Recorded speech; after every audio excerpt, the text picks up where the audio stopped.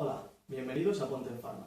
En este primer vídeo trataremos el tema del alcohol, un tema que muchos quizá conoceréis, o por lo menos por experiencia, pero puede que no tengáis toda la información necesaria acerca de los efectos que el alcohol ejerce en nuestro cuerpo.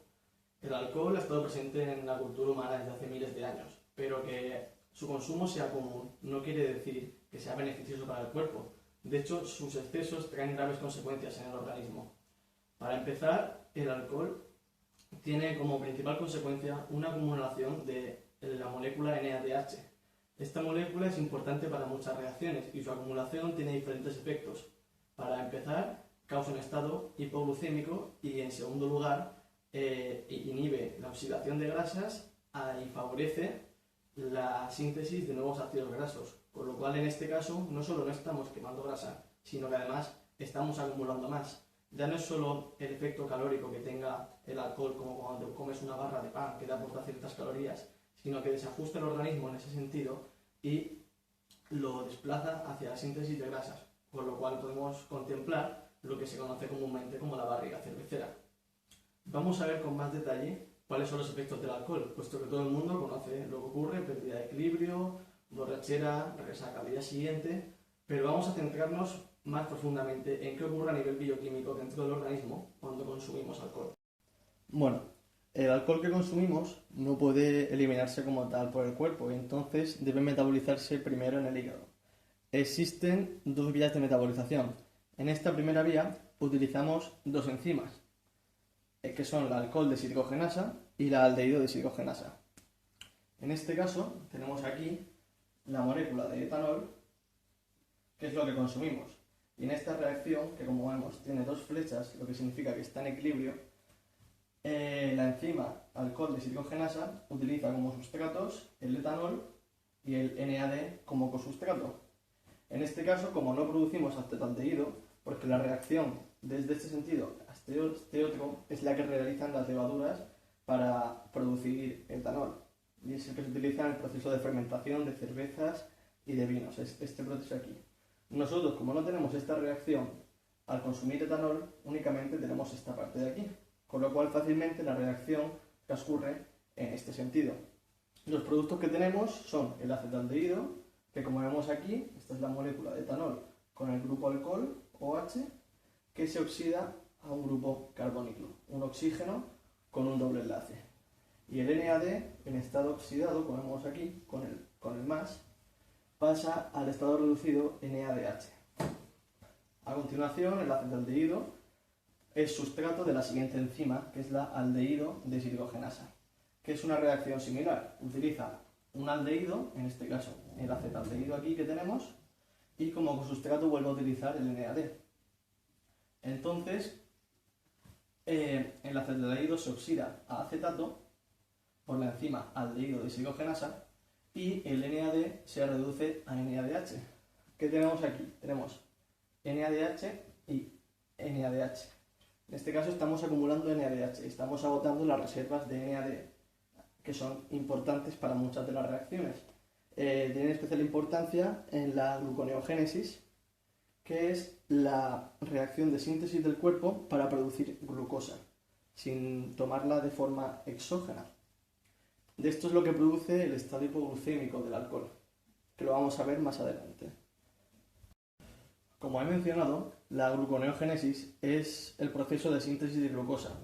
Es decir, si no tomamos hidratos de carbono, la glucosa en el cuerpo debe mantenerse estable y el encargado de mantener los niveles de glucosa es el hígado.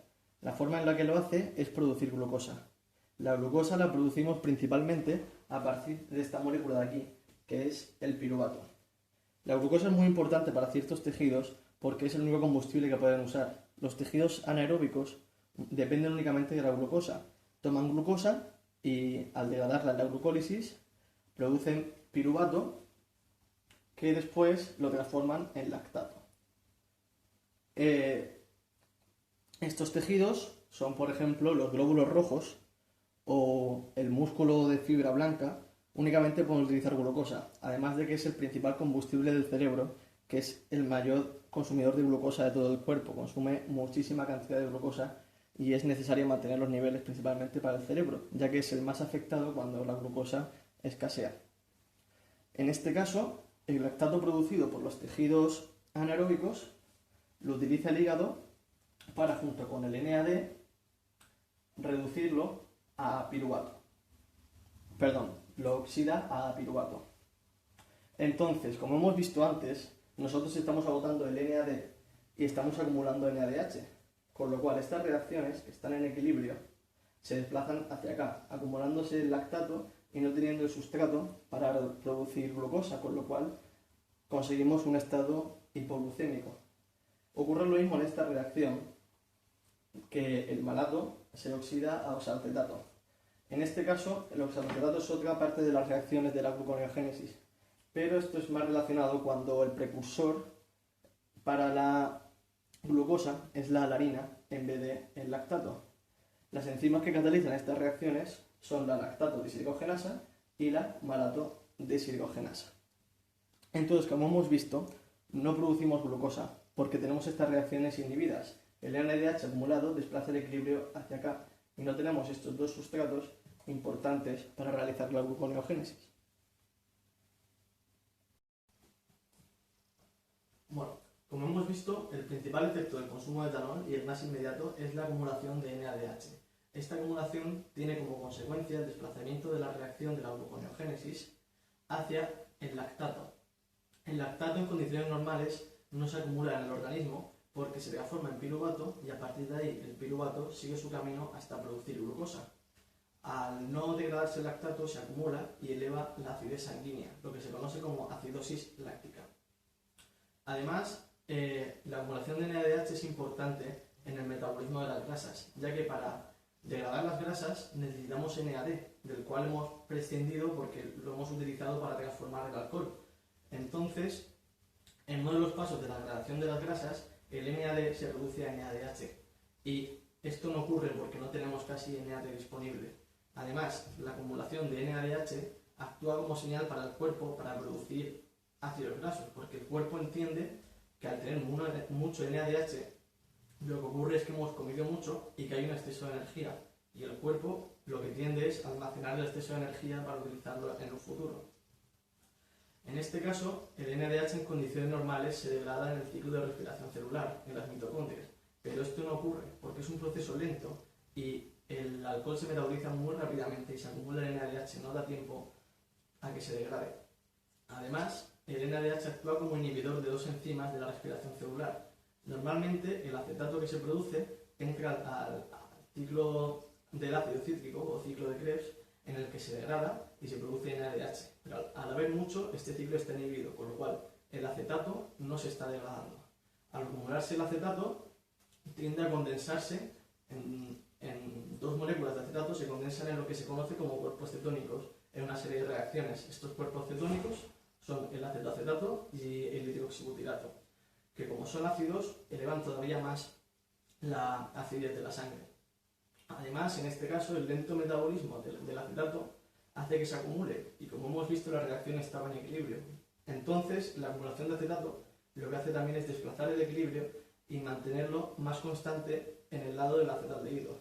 El acetaldehído tiene un grave problema, y es que es muy tóxico y es muy reactivo, y es el principal causante de la resaca, además de que es muy dañino para el hígado.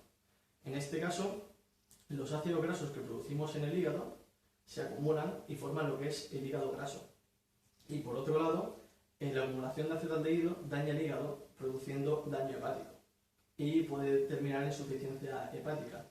En casos muy graves se puede producir la cirrosis, de que el hígado está muy dañado y se forman estructuras fibrosas que impiden su correcto funcionamiento. Como he explicado antes, había dos vías de metabolización. La primera es esta que hemos comentado, con las enzimas alcohol deshidrogenasa y aldehído deshidrogenasa, y la otra es a través de una proteína que se llama citocromo P450. En esta vía se produce también acetaldehído y acetato.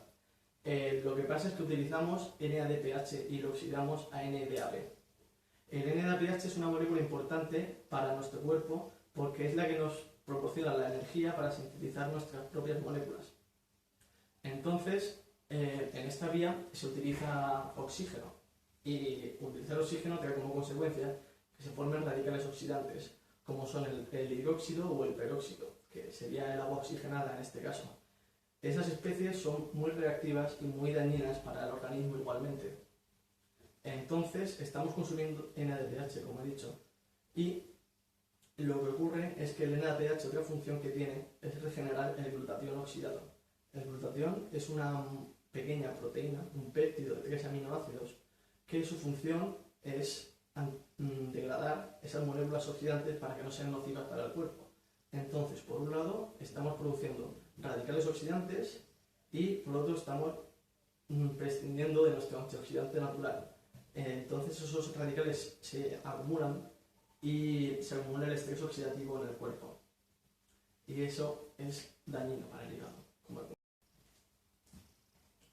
Por último, para finalizar este tema, me gustaría comentar que la primera enzima de la que hemos hablado, la alcohol deshidrogenasa, no entiende de moléculas, no es específica para el alcohol, sino que cualquier grupo de alcohol que encuentra lo oxida, y lo oxida a un aldehído, como hemos visto. Esto tiene graves consecuencias también porque la vitamina A se llama retinol, tiene un grupo alcohol primario. Entonces, el exceso de etanol inhibe esta enzima, porque los dos sustratos compiten por la misma enzima. La enzima cataliza la reacción de uno o de otro. Al haber más etanol que vitamina A, se degrada etanol en vez de la vitamina A. Y por consiguiente, el retinol no termina transformándose en ácido retinólico, que es la forma activa de esta enzima, y perdemos todos los beneficios que nos trae la vitamina A y las funciones que tiene. Así que nada, espero que os haya concienciado un poco sobre los efectos que tiene el alcohol en nuestro organismo y que antes de salir de fiesta y beber penséis un poco en si tomaros una copa más o una copa menos. Por supuesto, estos efectos y consecuencias son principalmente para un consumo continuo y alto. Si casualmente tomas algo no quiere decir que vayas a desarrollar cirrosis. El cuerpo es toda una cuestión de equilibrios, entonces si tú alteras un poquito el equilibrio, el cuerpo puede recuperarse sin problema. Las consecuencias las tenemos cuando bebemos mucho alcohol, que ya los equilibrios quedan muy desplazados y el cuerpo tarda más tiempo en recuperarse. Entonces todas las especies dañinas que estamos contemplando aquí actúan durante más tiempo y el cuerpo se daña más fácilmente de eso. Así que nada, muchas gracias por vuestra atención y ya sabéis, seguidme en la página de Facebook Ponte Farma, en el Twitter ponte_farma y enviar vuestras dudas y sugerencias al correo pontefarma@gmail.com. Hasta luego.